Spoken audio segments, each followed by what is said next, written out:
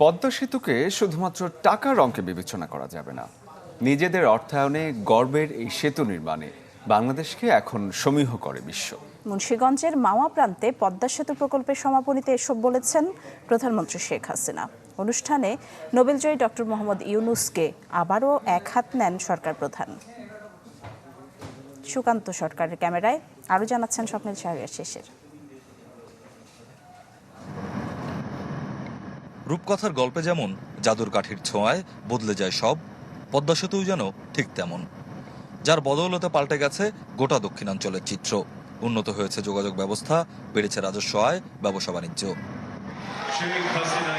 নানা ঘটনা প্রবাহের মধ্য দিয়ে শেষ হয়েছে সেতু নির্মাণের সব কাজ। মাওয়া প্রান্তে প্রকল্পটির সমাপনী অনুষ্ঠানে যোগ দেন প্রধানমন্ত্রী শেখ হাসিনা। কৃতজ্ঞতা জানান দুই পারের মানুষ আর নির্মাণ সংশ্লিষ্টদের। পদ্মা সেতু নির্মাণের পথে নানা চড়াই উতরায় ষড়যন্ত্রের কথা উঠে আসে সরকার প্রধানের বক্তব্যে। এমডির পদের জন্য আমার কাছে তদবির করতে হিলারি ক্লিন্টন ফোন করলেন। 20 মিনিট ধরে ফোন ছাড়ে না, একবার না দুইবার।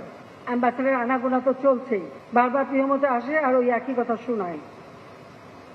এরপর একজন আন্ডার সেক্রেটারি আসলেন, তিনিও এসে এমন কিছু কথা বললেন যে আমি সেই দিনই তার সাথে কথা বলা বন্ধ করে দিলাম। তাই না, আমি বলে দিলাম আমেরিকা থেকে আর কেউ আসলে আমি কারোর সাথে আর দেখা করব না। বঙ্গবন্ধু কন্যা জানান, ভুয়া অভিযোগে বিশ্বব্যাংক অর্থায়ন বন্ধের পর যখন অনেক বিজ্ঞজন পিছটান দিয়েছিলেন, তখন সাধারণ মানুষ পাশে থাকার কারণেই এই নির্মাণযজ্ঞ শেষ হয়েছে। মুশকিল হয়ে গেল আমার দেশের ভিতরে, আমার সাথে তো কেউ নাই।